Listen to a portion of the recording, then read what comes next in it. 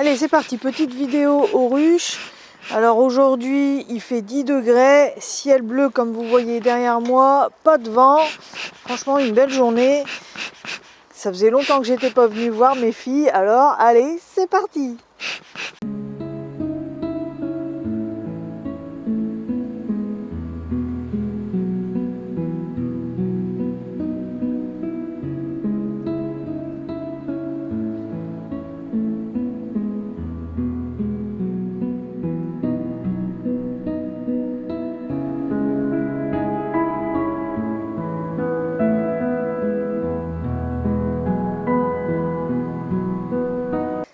Alors mes visites d'hiver, je les commence toujours par mes ruchers sur lesquels j'ai mes nucléides de fécondation. Parce que ce sont des petites unités et donc le risque de famine est plus grand dans les petites unités.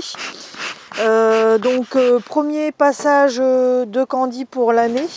Moi je vous l'ai déjà dit, je ne nourris qu'au sirop pendant toute la saison et le Candy ne va servir que pour la nourriture hivernale, donc c'est-à-dire à partir du mois de décembre et ça peut aller jusqu'au mois de mars. Au mois de mars, on a encore des nuits bien fraîches parfois. Le Candy il n'est utilisé que pendant cette période-là parce que c'est un produit qui coûte un petit peu plus cher que le sirop et aussi parce que les abeilles ont beaucoup plus de mal à assimiler cette nourriture parce que le Candy c'est une pâte sèche. Les abeilles elles vont aller devoir chercher de l'eau, donc, qui peut être dans la ruche, mais qu'elles peuvent aussi aller chercher à l'extérieur de la ruche. Elles vont poser une goutte d'eau, donc qu'elles auront dans leur jabot, elles vont poser une goutte d'eau sur le Candy. Ça va avoir pour action de faire fondre le Candy, et c'est ce que les abeilles vont aller prendre en fait. C'est le sucre du coup qui fond. Du coup, pour les abeilles, c'est beaucoup plus difficile et plus long, ça leur demande plus d'énergie de prendre du Candy plutôt que de prendre du sirop. Donc, quand vous le pouvez, il faut toujours privilégier d'utiliser le sirop pour préserver les abeilles. Donc je suis armée de tout mon matériel, un enfumoir qui fume mais qui a un peu du mal à démarrer parce que c'est fort humide, mon lève-cadre, mon opinel, couteau français par excellence qui va me servir à ouvrir mes Candy qui sont en face de moi là dans mon véhicule. Mon nouvel agenda 2021, même si on n'est pas encore en 2021, je vais noter le départ du nourrissement d'hiver en fait et les suivis de mes colonies dans l'agenda 2021. Ça me permet en fait de faire tous les suivis de perte hivernale, de nourrissement sur une seule et même page, c'est bien plus facile pour compter à la fin. Et puis également un maillet, je vous expliquerai pourquoi tout à l'heure. Allez, suivez-moi, c'est parti. Alors me voici devant les nucléis de fécondation. Donc comme je vous le disais dans une précédente vidéo sur les pesées, tous mes nucléis, toutes mes ruches, toutes mes ruchettes et tous mes nucléis sont pesés individuellement à l'automne en fait, lorsque c'est la fin du nourrissement. Et donc je vais me retrouver avec des poids de noter sur mes toits de nucléis. C'est ça qui va me permettre de visualiser plus facilement quel nucléi aura besoin d'être nourri en premier. Alors moi je fais attention à mon dos. Je considère que je n'ai qu'un seul dos et que ça s'achète rarement en magasin. Je pense que je porte assez de lourd pendant la saison estivale entre les transhumances et le poids des os, tout simplement. Je considère que je porte vraiment pas mal de poids, donc j'essaye de préserver mon dos au mieux, au maximum. Du coup, je ne sous-pèse pas mes nucléis, ni mes ruches, ni mes ruchettes. Je vais juste visualiser le poids qui est noté dessus. Ça va me donner une indication de quel nucléi aura faim entre guillemets en premier, parce que bon là, celui-là, il fait 16 kg, bien sûr, il a été nourri hein, depuis qu'il a été pesé, pour arriver à un poids idéal vers 22-25 kg quand j'y arrive pour mes nucléides de fécondation. Donc je vais essayer de trouver les nucléis qui sont les plus légers, pour faire déjà un état des lieux et pour voir si ceux-là ont déjà faim. Une fois que j'aurai visité ceux-là, si ceux-là ont faim, je vais aller ouvrir les autres. Si les autres, si les plus légers n'ont pas encore faim, il n'y a pas d'intérêt à ouvrir les autres qui étaient déjà plus lourds avant mon nourrissement. Ça n'en vaut pas la peine. Voilà, donc opération ouverture de tous les nucléis les plus légers.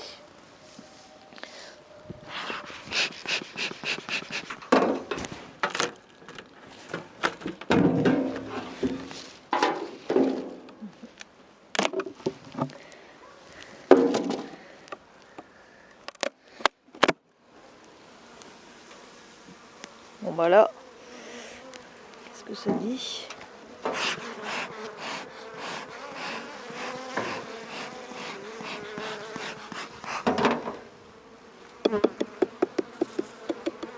Elles sont pas très contentes. Hein.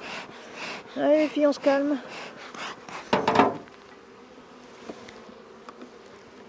Oh, ça va encore.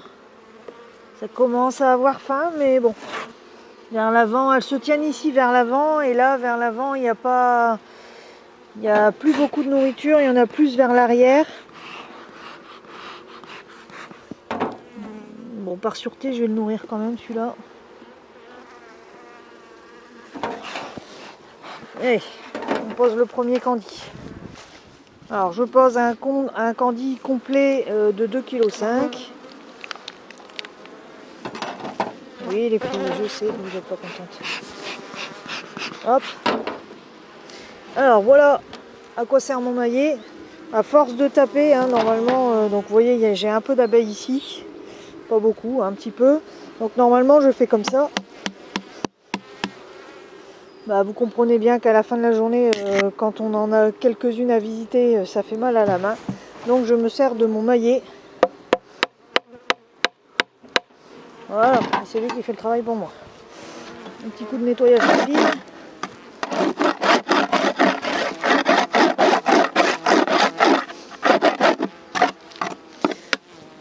On repose le nourrisseur au-dessus.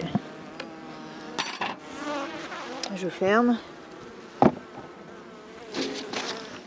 Voilà, et je vais lui mettre un repère pour savoir que celle-là, elle a déjà eu son premier candy. Voilà. Allez, il n'y a plus qu'à. Il y en a quelques-unes à faire ici. Une cinquantaine, je pense. C'est parti. Alors, dans un premier temps, j'ai vérifié donc toutes mes colonies. Les plus petites les plus légères faisaient 16 kg, donc c'est celle-là que j'ouvre en premier.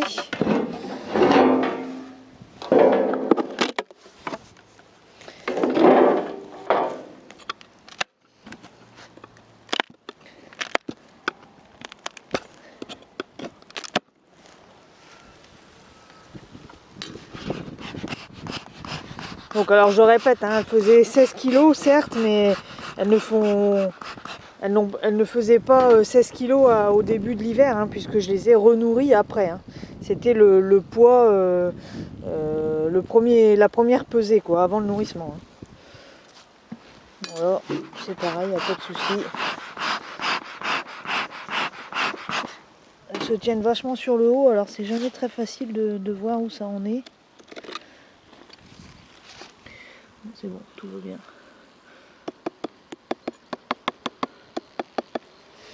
Tout va bien.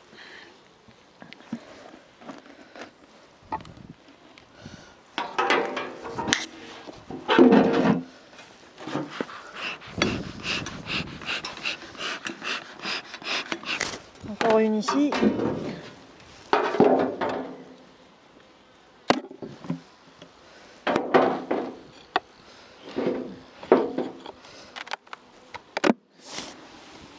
Ah, alors là par contre ça a faim, clairement.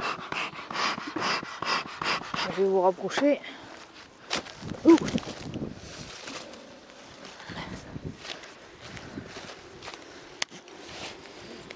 que vous voyez bien comme ça? Non. Ce cadre ici, il est vide. Celui-là, vide, vide, vide. Il n'y a que là où il y a encore un petit peu de nourriture sur cette partie-ci. Là, il était... et là, ici aussi, un peu. Ouais, il était grand temps que je vienne, là. Alors, avec mon couteau, je fais une croix. Hop. Non, pas besoin de faire un gros trou. Hein. Hop. Voilà. Allez les filles, ça va vous faire du bien. Petit maillet là pour les faire tomber.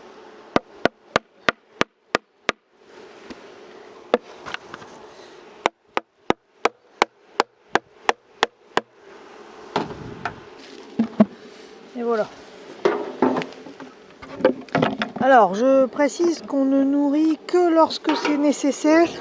Je vais mettre ma pierre.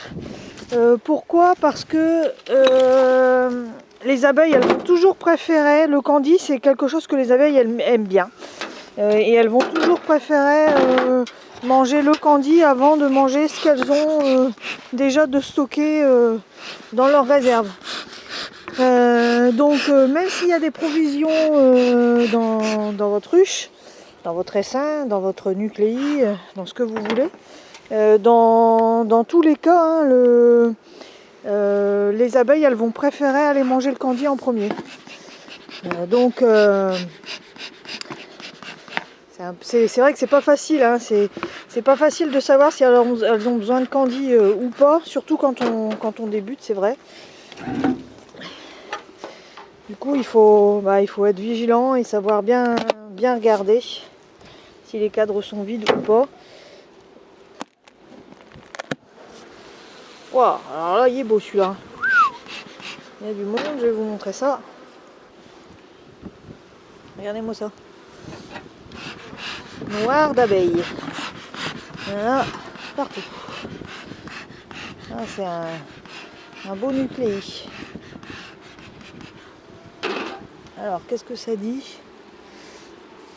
Alors, sur un nucléi peuplé comme ça, on n'a pas intérêt à se louper parce que forcément, il va consommer bien plus qu'un autre à côté dans lequel il y aurait 2 fois moins d'abeilles, hein, forcément.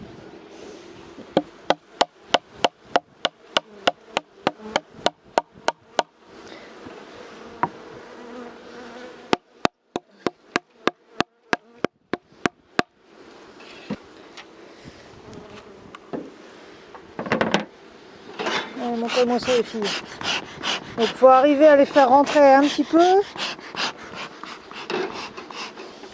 Et aller regarder au niveau du haut des cadres, là on arrive toujours à voir quand il y a des petits trous comme ça d'abeilles. Là vous voyez dans cet intercadre là j'ai pas beaucoup d'abeilles.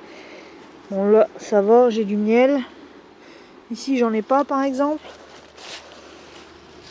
Pas facile de savoir mais là par contre pour le coup une grosse colonie comme ça, je vais pas prendre le risque. Hein. Je vais lui mettre un candy directement. Parce que forcément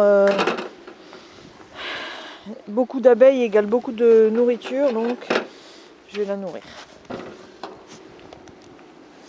Voilà.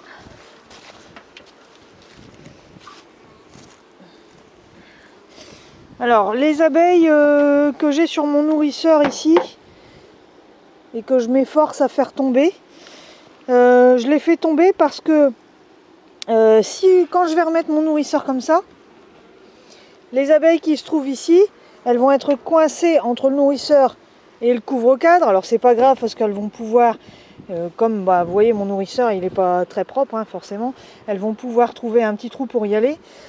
Le problème c'est que on est en hiver, il fait froid, elles vont vite se retrouver dans le froid celles-là, hein, parce qu'elles sortent du coup de la grappe hein, entre guillemets, et elles se trouvent vraiment contre le toit.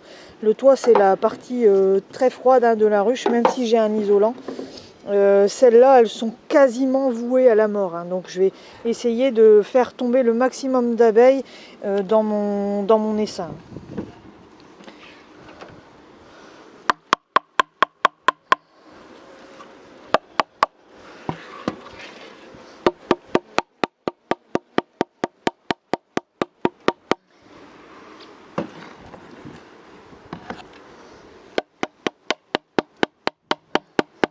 Voilà, il y en a encore une paire qui est tombée.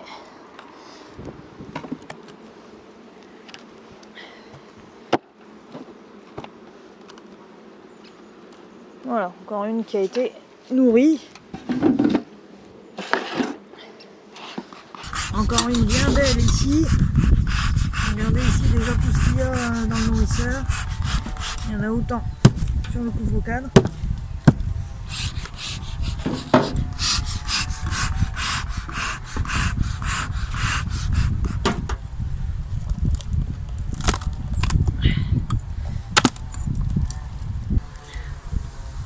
Il y a du monde. Hein.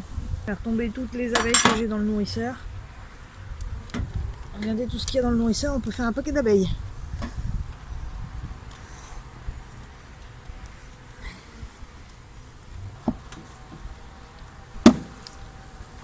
Alors, qu'est-ce que ça dit au niveau des réserves? Bon, là c'est pareil, une grosse comme ça,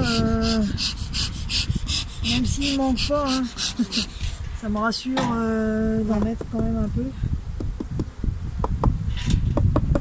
Mais là, par contre, pour le coup, celui-là il est totalement vide. Ici c'est vide, ici c'est vide. Ouais, voilà. Il était temps d'ouvrir celle-là. Tu vas avoir à manger pour Noël. Petite ouverture.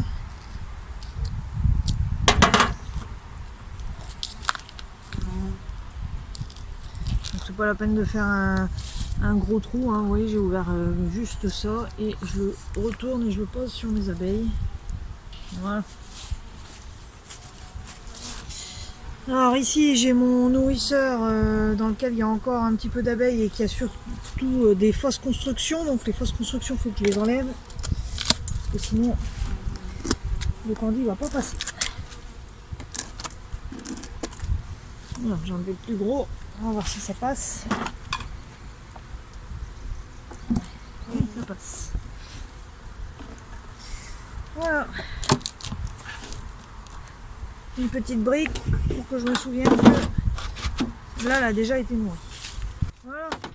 Donc celle-là elle était à 16 kg. Celle-là elle est à 17 à côté. Je vais l'ouvrir, on va voir.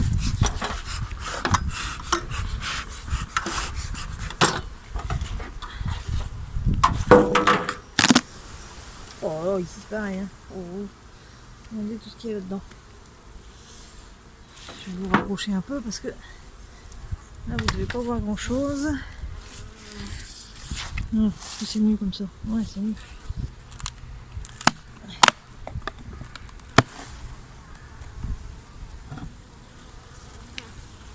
Regardez ça.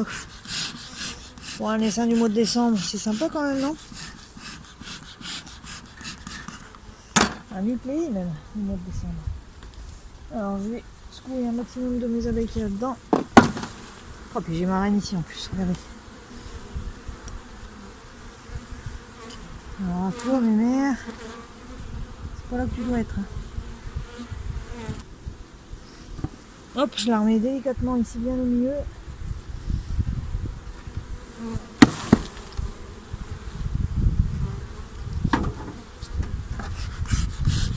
Regardez-moi ça, le monde qu'il y a là-dedans.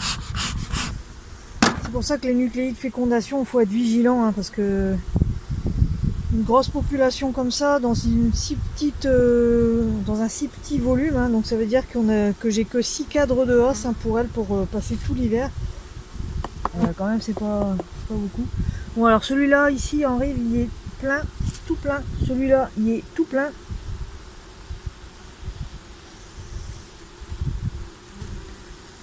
Ici sur les côtés.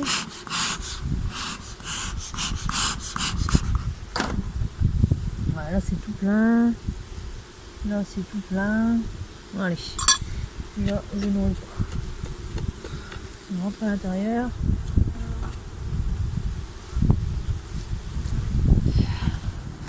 Par contre, je peux me faire un petit repère pour savoir que dans celle-là, il y a beaucoup d'abeilles et qu'il ne faut pas louper le deuxième passage. Donc, quoi comme repère?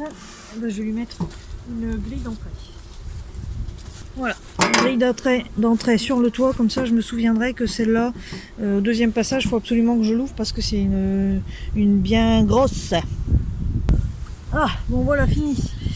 Alors j'ai mis 10 candis sur ce rucher là, bon, sachant que j'ai une cinquantaine de nucléi. Bon, c'est pas trop mal, hein, ça veut dire que j'ai bien travaillé à l'automne, qu'elles ont été suffisamment nourries.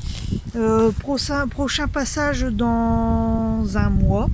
On est fin décembre, je repasserai fin janvier. Non, on n'est pas fin décembre d'ailleurs, on est le 17. Donc on est mi-décembre, je repasserai mi-janvier ou voire fin janvier, hein, pour vérifier les provisions. Et puis voilà. Bien arrivé au rucher numéro 2, même opération. Il fait un petit peu plus froid, vous voyez, ici c'est un peu plus nuageux que tout à l'heure. Par contre, il fait 12 degrés, mais le vent est un peu monté et je pense que c'est ça qui fait un peu baisser le ressenti de la température. Alors, pour être plus clair sur les températures d'ouverture, ça c'est des choses qui circulent beaucoup, j'ai déjà vu sur internet. Moi j'ouvre les ruches à partir de 7 degrés. 7 degrés, grand soleil, pas de nuages et pas de vent, c'est largement suffisant pour ouvrir. Alors j'en fais pas une généralité, hein, j'exclus pas qu'un jour j'ai déjà peut-être ouvert à 6 ou voire à 5 degrés. Du moment qu'on a du soleil, pas de vent, donc même pas un tout petit peu, hein, pas de vent, grand soleil, il n'y a pas de souci pour ouvrir, c'est pas du tout dérangeant pour les abeilles. Voilà. Bah allez, je m'y mets parce que là le vent se lève. Voilà, rucher fini.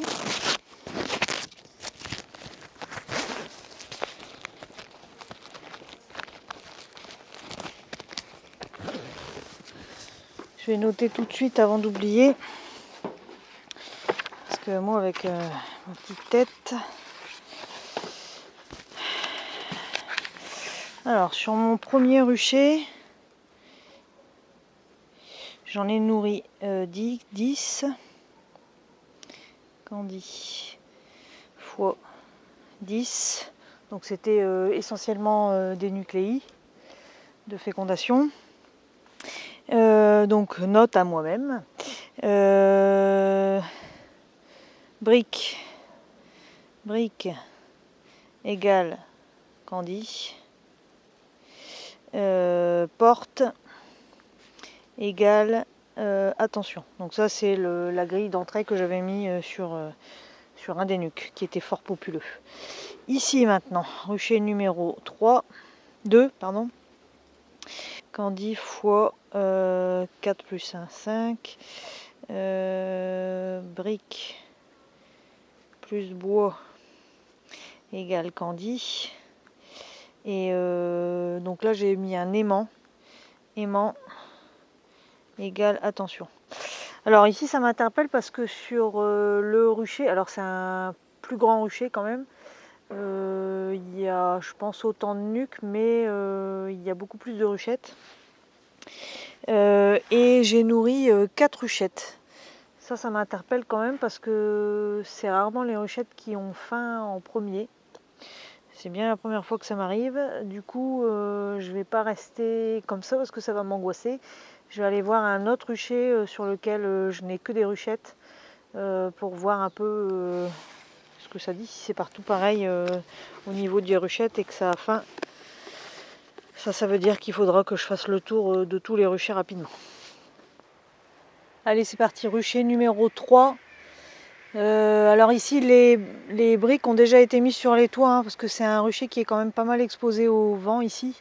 Donc les briques sont posées systématiquement sur les toits. Bon, bah on va vérifier tout ça. C'est parti. Alors je vais vous montrer ça. Là, pour le coup, je crains qu'elle ne soit morte de faim, celle-ci. On va l'ouvrir pour voir.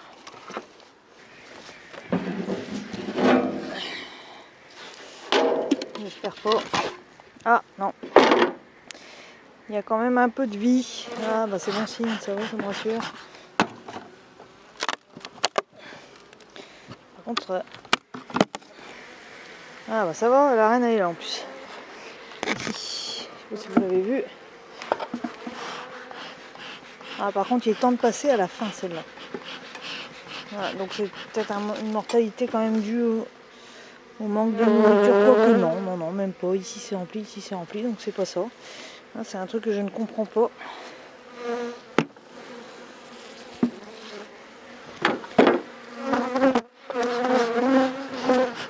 Donc du coup, ce que je fais, c'est que je vais ouvrir l'entrée ici pour lui permettre de respirer un petit peu, parce que dis donc, qu'est-ce qu'il y a comme mortalité?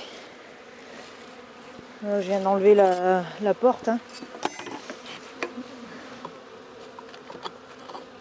Ouais, dis donc.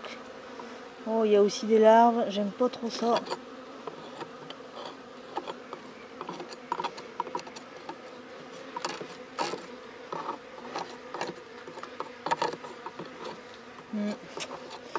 Ça ne me dit rien qui vaille, ça. C'est pas bon signe.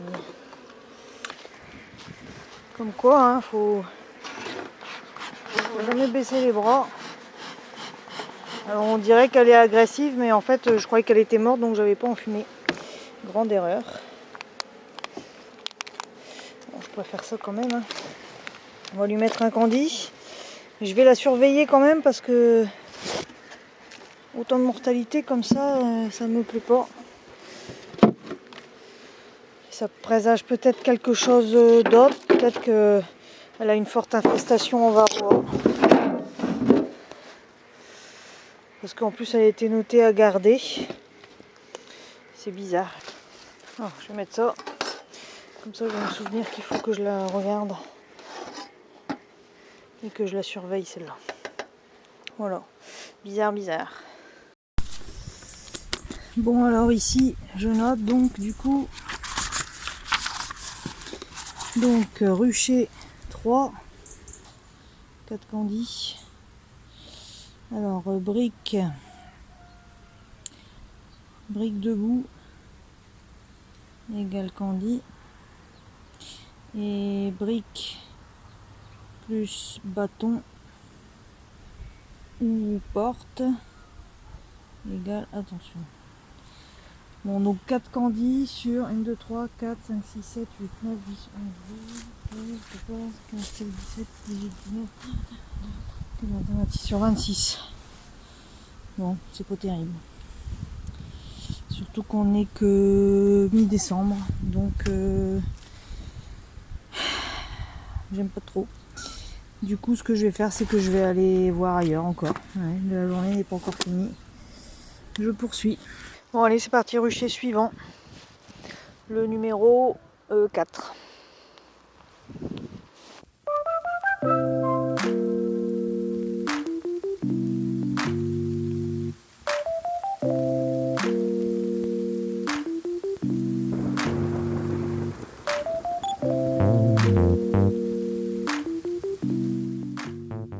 Voilà, alors je vais noter aussi ici, rucher 4 donc. Donc j'en ai mis 2 candies. Porte égale candy. Et j'en ai 1, 2, 3, 4, 5, 6, 7, 8, 9, 10, 11, 12, 13, 14, 15, 16, 17 ici. Donc 2 sur 17. Bon, bah c'est le même, à peu près le même ratio que tout à l'heure. Bon, donc je vais. Bon, alors après, il n'y a pas d'urgence parce que ceux que je nourris, ils sont clairement pas en train de mourir de faim. Elle pourrait encore tenir 15 jours. Mais bon, dans 15 jours, on sera en vacances et j'aurai les enfants et je ne pourrai pas aller aux ruches. Du coup, bah, c'est pas grave, je vais essayer de faire le tour de tout demain. Pas essayer, du moins je vais faire le tour de tout demain. Parce que je peux pas... Il faut absolument que je passe mes vacances entre guillemets, l'esprit tranquille. Suite au prochain épisode. Bon alors, c'était une vidéo peut-être un petit peu spéciale celle-ci. Peut-être un peu moins travaillée en amont. Que les autres, je l'ai plus fait comme ça un peu à la volée. J'espère que ce type de vidéo vous plaît aussi, mais bon, ça faisait longtemps que j'étais pas partie aux ruches, il fallait absolument que j'y aille, ça me ça me démangeait trop. Donc je voulais y aller, puis je voulais partager ça aussi avec vous parce que en cette période, je ne fais pas que des mises en pot, que des étiquetages. Il y a aussi plein d'autres choses à faire et notamment aussi un petit peu de travail aux abeilles. Je voulais vous présenter ça aujourd'hui. J'espère que cette vidéo, en tout cas un petit peu différente des autres, vous a plu. Et puis je vous dis à très bientôt. Je vais reprendre donc la suite des vidéos sur le miel, la cristallisation du miel, le miel crémeux, etc. Voilà, allez, à bientôt.